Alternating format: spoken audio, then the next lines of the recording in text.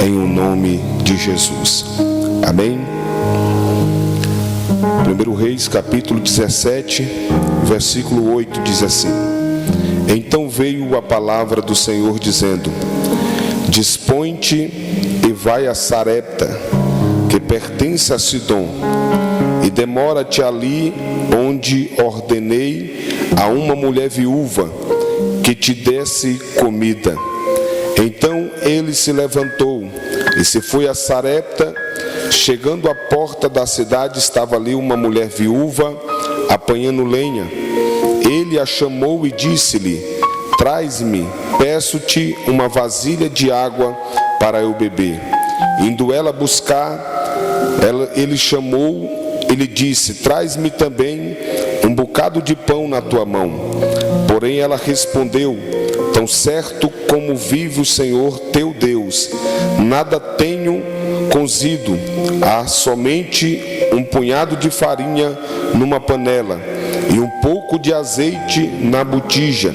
E vês aqui, apanhei 2 cavacos e vou preparar este resto de comida para mim e para o meu filho comer, e morreremos. Elias lhe disse: Não temas, faze-o primeiro para mim, e depois para ti e para o teu filho, porque assim diz o Senhor, Deus de Israel: a farinha da panela não vai acabar, e o azeite da botija não faltará. Amém? Você pode dizer glória a Deus por esta palavra? Glória a Deus. Irmãos, nós estamos mediante a uma palavra que eu costumo dizer: palavra que liberta, palavra que cura, palavra que sara, palavra que leva o homem e a mulher aos céus. A palavra diz que o Senhor, Ele chama um profeta em sua presença, e o nome deste profeta é Elias, o Tisbita, ou da cidade de Tisbe. A Bíblia relata que este profeta, ele vai profetizar diante de Acabe. Eu tenho certeza que enquanto Elias está em Tisbe, ele está profetizando: assim diz o Senhor. Porque tudo começa pequeno, tudo começa de baixo para cima. Então verdade é que o Senhor, quando se apresenta a Jacó, ele mostra uma escada que anjos subiam e desciam perante a face de Deus. Então tudo começa de baixo para cima, pequeno, e se torna grande. Elias, ele é de uma cidade pequena, de uma cidade pacata, mas Elias é levantado como profeta. E uma vez que Elias é levantado como profeta, a Bíblia diz que Elias, ele vai profetizar diante de Acabe. O interessante é que Acabe, naquela época, casou-se com uma mulher chamada Jezabel, que acreditavam no deus Baal, na deusa Azera. O interessante é que eles acreditavam que Baal mandava chuva, que Azera mandava chuva. Uma vez que Elias se apresenta para matar o mal pela raiz, porque Elias vai liberar uma profecia dizendo: não vai cair uma gota de água, orvalho sobre a face da terra, segundo a minha palavra. Uma vez que Elias profetiza na terra, parece que eu vejo Deus fechando o céu, não cai uma gota de água e nem orvalho sobre a face da terra. O interessante, pastor Magno, que naquela época, para alguém ser considerado profeta, a profecia na sua boca deveria ser cumprida. Só era considerado profeta quando acontecia. Parece que eu vejo todos os profetas de Baal, profeta de Azera, se reunindo e dizendo a Acabe: fica tranquilo, isso aí é apenas um profeta que veio de uma cidade pequena, de uma cidade pacata. Essa profecia não vai chegar a lugar nenhum. Mas o que eu acho interessante é que passa o primeiro mês, não cai água e nem orvalho. Passa o segundo mês, não cai água nem orvalho. Passa o terceiro mês, não cai água nem orvalho. Passa o quarto mês, o quinto, o primeiro ano, o segundo ano, o terceiro ano, 3 anos e 6 meses, e não cai uma gota de água sobre a face da terra. A gente deveria aprender com este povo, porque nós estamos vivendo uma época que pessoas perdem uma noite inteira na live da revelação.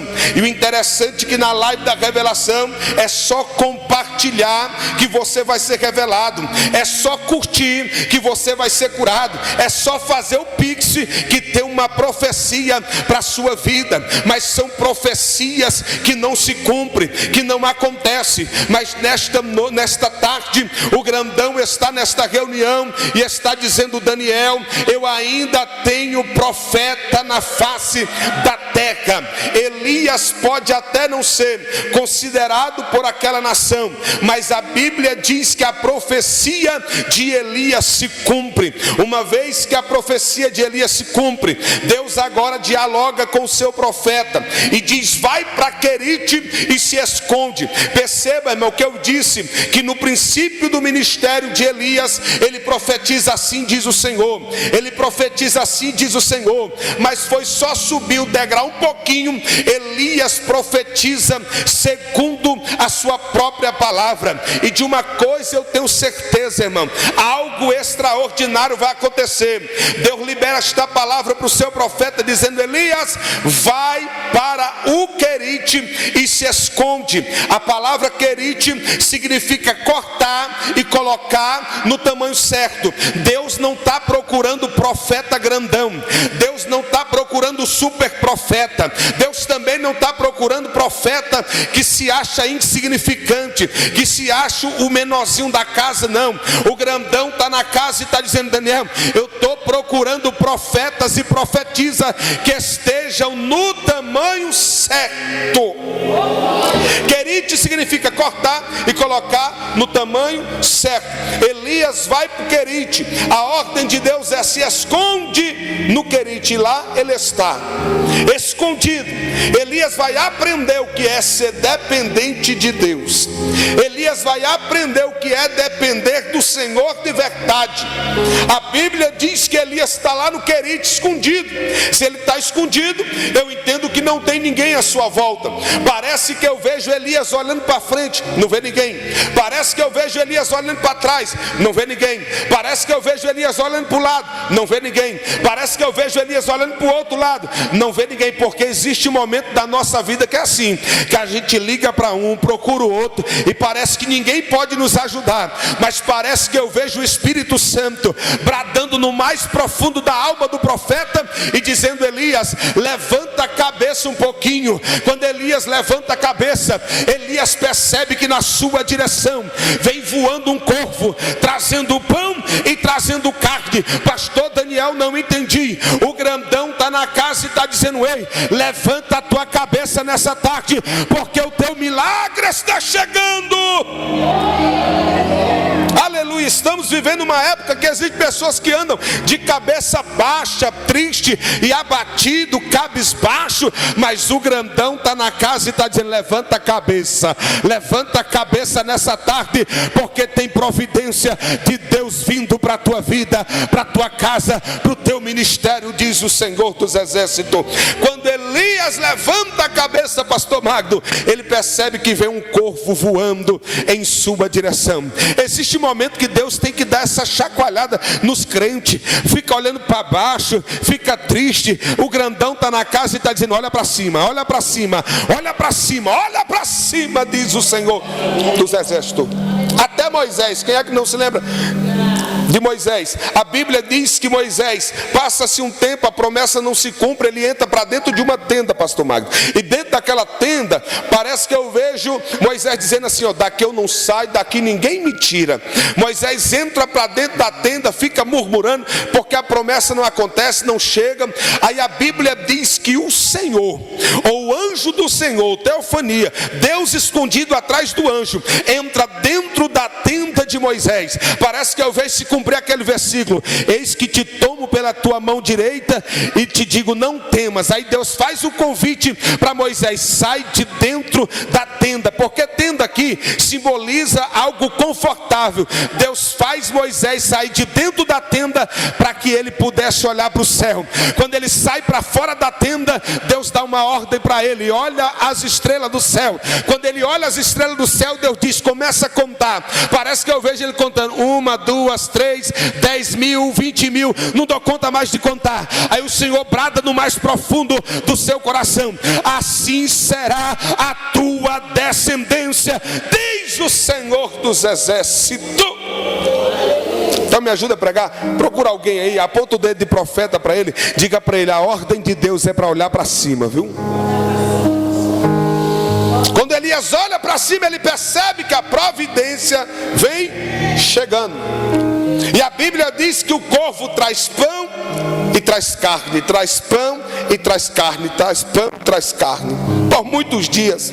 Quando de repente o texto diz que porque não havia chuva, o ribeiro se seca, e Elias sente a necessidade de sair daquele lugar. Quando eu olho para esse ribeiro, parece que ele parece com alguém como eu, porque se a chuva de Deus não descer sobre a minha vida, eu me seco. Aleluia. Se a chuva do doce Espírito Santo não cair sobre a minha vida todas as manhãs, eu vou levar uma vida seca, uma vida anêmica na presença de Deus. Mas sabe o que me alegra? É que todos os dias Ele vem com a sua presença, com o seu doce Espírito, com o seu poder sobre a minha vida. Aí o Senhor dá esta ordem para Elias, dizendo: Elias, vai até Sarepta, porque lá eu tenho ordenado uma viúva para que te sustente. Parece que é meio contraditória esta palavra, porque naquela época o sacerdote é que cuidava da viúva e do órfão. Agora Deus está dizendo: Elias, levanta e vai, porque eu tenho dado ordem para que uma viúva cuide de você. A pergunta é: se Deus liberasse esta palavra sobre a tua vida, será que você ia? Deus dizendo: levanta, porque lá uma viúva. Senhor, mas uma viúva? Não tinha um empresário não, Senhor? Não tinha alguém bem sucedido não, Senhor? Não tem alguém rico não, Senhor? Uma viúva. Porque às vezes tem pessoas que querem até fazer missões. Ele até quer ir, mas ele quer saber qual é a condição que ele vai chegar lá. Tem uma turma por aí, irmãos, que depender da distância, ele já não vai de carro. E se depender do carro que a pessoa chegar para buscar ele, ele também não vem. Esses dias, irmão, testemunho verídico, o irmão chegou num Voyage zero, novo. O pregador olhou e disse: não vou não. Não tinha um carro executivo lá não para mim poder. Então, muitas exigências. Só que Deus está dizendo: Elias, é uma viúva que eu tenho para te sustentar. A Bíblia diz que Elias não mede esforços. Elias se coloca de pé e vai em ordenância a palavra do Deus vivo. A Bíblia diz que quando Elias chega, irmão, a mulher está catando cavaco. A mulher está catando umas lenhas sobre o chão, sobre o bosque. Aí a Bíblia diz que ele libera uma palavra para aquela mulher dizendo: ei, traga um pouquinho de água para mim. Aquela mulher de prontidão vai buscar água, mas enquanto ela está indo, Elias fala: traz um pedaço de pão também. Quando ele fala para ela trazer um pedaço de pão, aí a mulher fica meio um pouco preocupado, porque o que ela tinha só dava para ela fazer um bolo pequeno para o seu filho, para ela, e ambos iam morrer de fome. E o nosso problema está aqui. A gente olha para aquilo que está nas nossas mãos e a gente acha que é coisa pequena, que é coisa insignificante.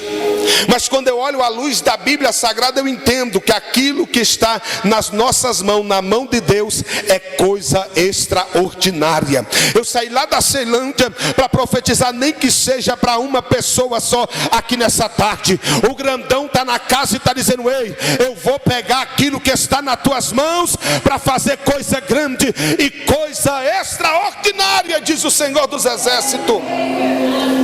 Quem é que não se lembra? Jesus está pregando, quando de repente ele dá uma ordem, pastor Marco, dizendo aos seus discípulos: alimenta a multidão. Pedro vai olhar para João, João vai olhar para André, André vai olhar para Filipe, Filipe vai olhar para Bartolomeu, Bartolomeu vai olhar para Judas, Judas vai olhar para André, um olhando para o outro, percebe que eles não têm nada para alimentar aquela grande multidão. Aí de repente um por nome André começa a dar uma voltinha, e eu gosto disso, porque ele começa a dar uma volta no meio da multidão, e no meio daquela multidão a Bíblia diz que ele encontra um menino que tinha 5 pães de cevada e 2 peixinhos. 5 pães de cevada, cereal para fazer comida para porco, 2 peixinhos no diminutivo, deitado no vinagre ou no sal para não perder pelo caminho. A Bíblia diz que era pequeno, mas ele tinha, era insignificante, mas estava sobre a mão do menino. E a Bíblia diz que através daquilo que estava na mão do menino, o Senhor faz uma obra extraordinária. Eu vou profetizar aqui nessa tarde. O grandão está presente e está dizendo: prepara, porque eu vou fazer coisa grande na tua vida, diz o Senhor. Aleluia. Na mão do menino, 5 pães de cevada e 2 peixinhos. Na mão de Jesus, milagre da multiplicação. Na tua mão, coisa pequena. Na mão de Jesus, multiplicação. Na tua mão, algo insignificante. Na mão de Jesus, multiplicação.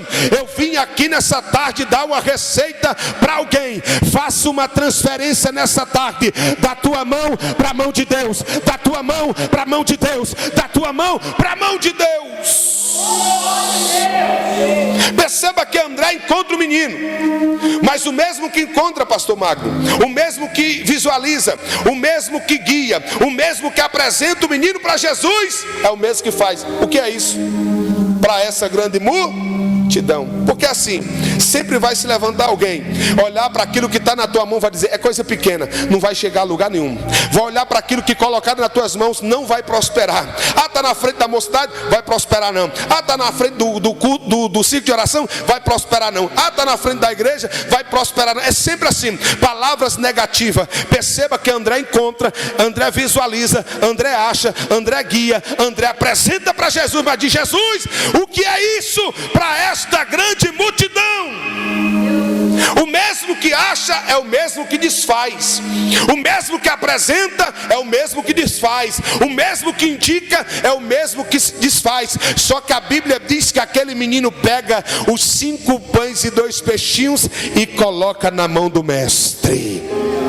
Na tua mão pode até ser pequeno, mas na mão de Jesus, irmão, é coisa extraordinária. Sabe qual é o nosso problema? A gente tem um problema muito sério, viu? Problema com números. A gente olha assim para o magro que tem 5 talentos, a gente fica meio acanhado. Aí levanta outro que tem só 2 talentos, olha para o magro que tem uns 5, fica meio acanhado, porque a gente é acostumado com números. Só que Jesus sabia disso tão bem, que ele conta a parábola dos 10 talentos. Um tinha 5, outro tinha 2 e um tinha apenas 1.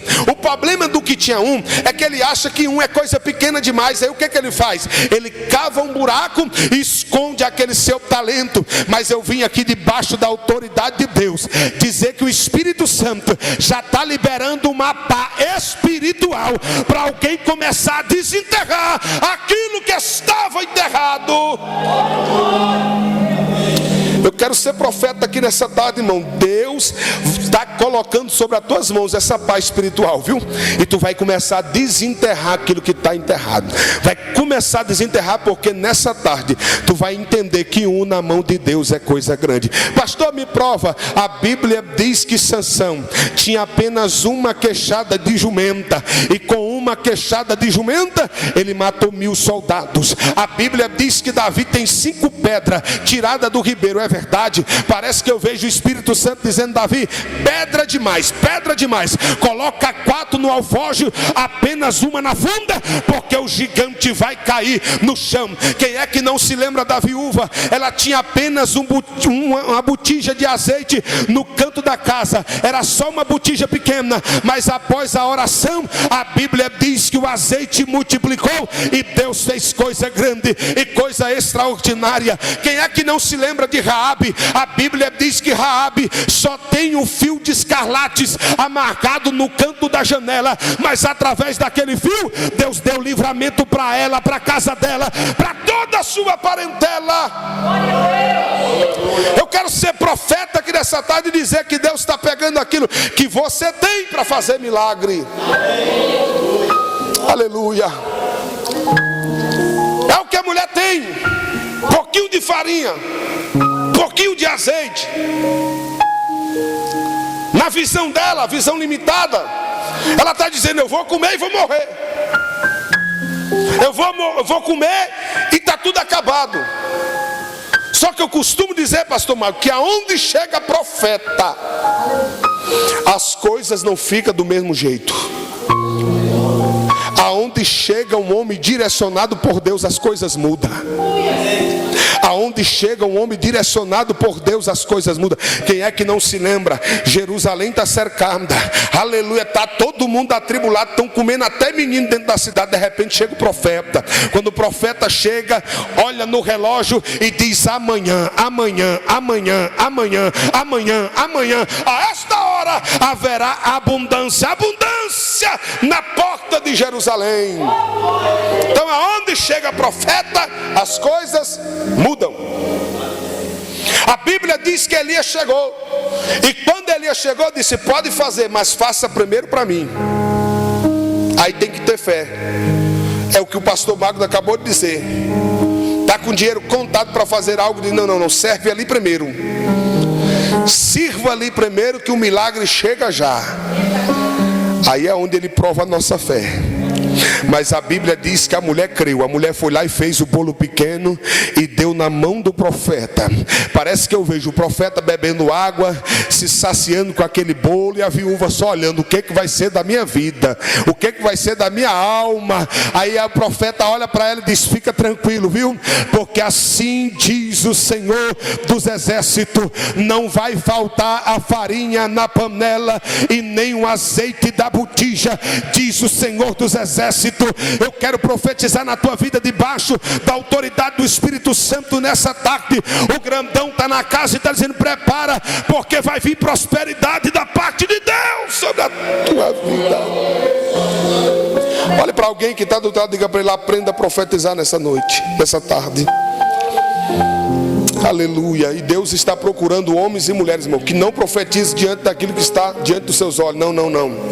Deus está procurando homens e mulheres que profetizam segundo a palavra do Senhor. Porque profetizar segundo aquilo que a gente está vendo é muito fácil. Tem pessoas aí chutando, né? Profeta que parece que chuta na Mega Sena, né? Vê a pessoa chorando e diz: minha serva, eu vou tirar você desse vale. Vê sorrindo, chega no carrão novo, prepara que a bênção está chegando. É mais ou menos assim, né? Esse tipo de profeta. Mas o grandão está na casa e está dizendo: Daniel, eu vou levantar profetas e profetizas, que eu vou revelar o oculto e o escondido. Coisas extraordinárias. Eu me lembro que no início da minha fé, o Senhor abriu a minha visão em um culto no lar. Culto no lar. Quando o Senhor abriu a minha visão naquele culto no lar, no meio estava uma roda, um círculo, no meio eu vi um vaso grande de barro, bem grandão. E eu olhei para aquele vaso. O vaso se afastou para o canto. E quando o vaso se afastou para o canto, tinha uma rachadura no chão. Quando eu olhei para aquela rachadura, uma árvore de pequeno porte, mas de rama, crescia e se espalhava para todos os lados. O pastor na época olhou para mim e disse: o que significa? Eu fiquei meio constrangido, eu disse: eu não sei.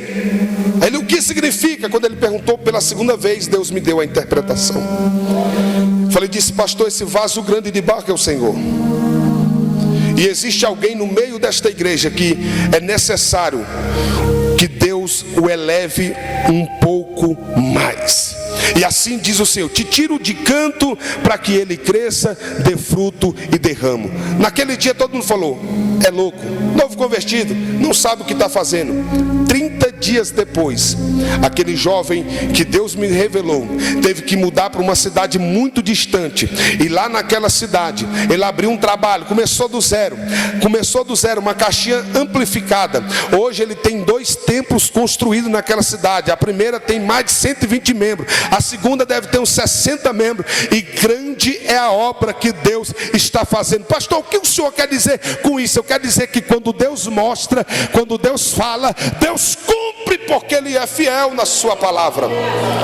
Deus não erra, irmão. Não tem esse negócio de o profeta acertou 99,9%. Não foi Deus, porque Deus não erra, Deus não falha. Elias levanta o tom de profeta e diz para aquela mulher: fica tranquila, porque não vai acabar o azeite da botija e nem a farinha da panela, até o momento que Deus mandar chuva sobre a face da terra.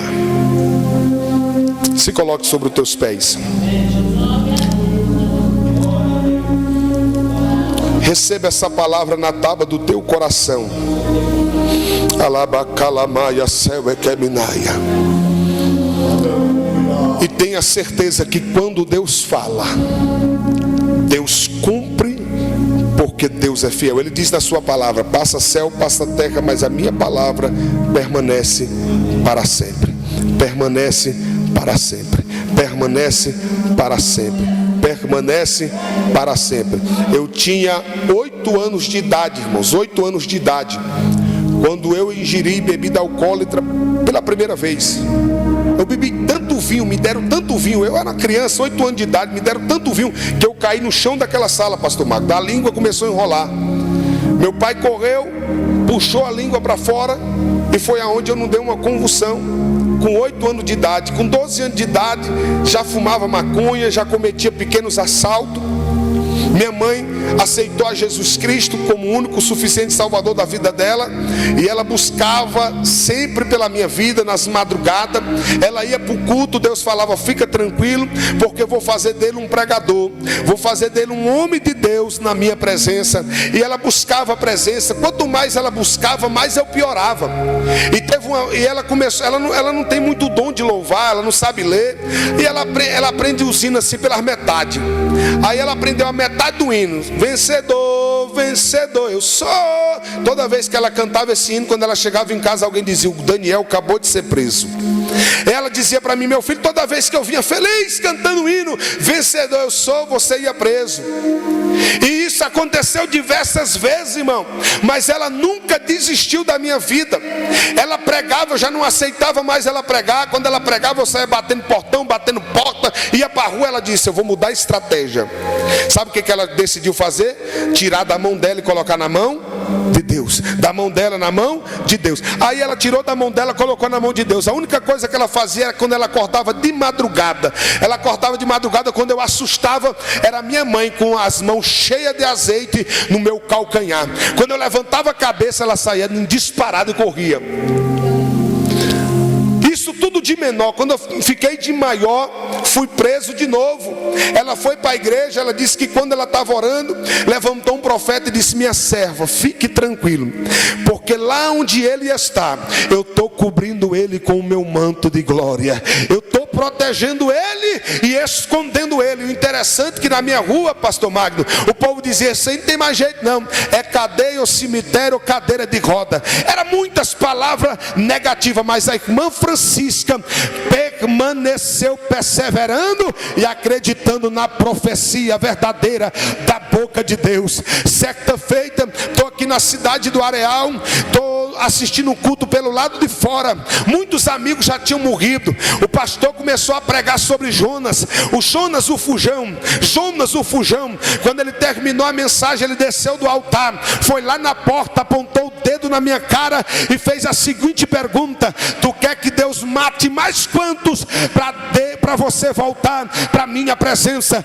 Naquele dia eu disse: Senhor, mais nenhum. Eu te aceito como único e suficiente Salvador da minha vida. Eu peguei o revólver, coloquei na mão do pastor e disse: a partir de hoje eu quero ser servo de Deus. A partir de hoje eu quero ser crente de verdade. E para a glória e para a honra do nome do Senhor, eis-me aqui, fazendo a sua vontade. Pastor, o que é que eu preciso fazer? Da tua mão para a mão de Deus. A mensagem de Deus para a tua vida nessa tarde é essa: da tua mão para a mão de Deus. Na tua mão não vai dar certo, mas na mão de Deus vai dar certo. Na mão de Pedro o barco estava quase afundando, mas na mão de Jesus ele levantou o braço e disse: acalma vento, acalma a tempestade, e ouve-se uma grande bonança. Soberano Deus, eterno Pai, diante da tua presença, diante da tua face, quero ser grato a Ti, Senhor, neste momento, por esta oportunidade de estar na Tua casa e poder mais uma vez ministrar a Tua poderosa palavra. Deus, em nome de Jesus, eu sei que tem pessoas aqui que nesta noite precisa colocar nas Tuas mãos, precisa entregar para Ti por inteiro. Deus, em nome de Jesus Cristo, faz uma obra, faz uma obra, faz uma obra, liberta, transforma, cura, sara, transforma, liberta, cura, sara, transforma, liberta, cura, sara, em o nome do Senhor e Salvador Jesus. Eu ministro que pessoas que estão aqui nesta tarde, Senhor, terão uma notícia da tua parte. O milagre vai acontecer e elas cantarão o hino da vitória. Eu já posso ouvir, Senhor, barulhos de correntes sendo quebradas, despedaçadas desta. Eu já posso ouvir o inimigo dando o seu grito de derrota, porque o nome do Senhor será glorificado na vida da tua serva. Recebe o teu milagre agora, vai. Recebe o teu milagre agora, vai. Recebe o teu milagre agora, em nome de Jesus. Urabacala machúria. Redalemaia serva, que o grandão está na casa e está dizendo: eu estou liberando uma vitória nessa tarde, nesse lugar. Eu estou liberando uma vitória nessa tarde, nesse lugar. Tem vitória da parte de Deus neste lugar. Tem uma guerra sendo vencida. Tem uma guerra, pastor Magno. Vão testemunhar aqui na tarde da vitória, pastor Magno, porque tem uma vitória muito grande. Uma vitória muito grande. Tem uma batalha muito grande sendo vencida aqui nessa tarde, diz o Senhor dos exércitos. Eu profetizo em o nome de Jesus que a vitória está chegando, e só quem acredita aplaude, exalta e glorifica o nome do Senhor.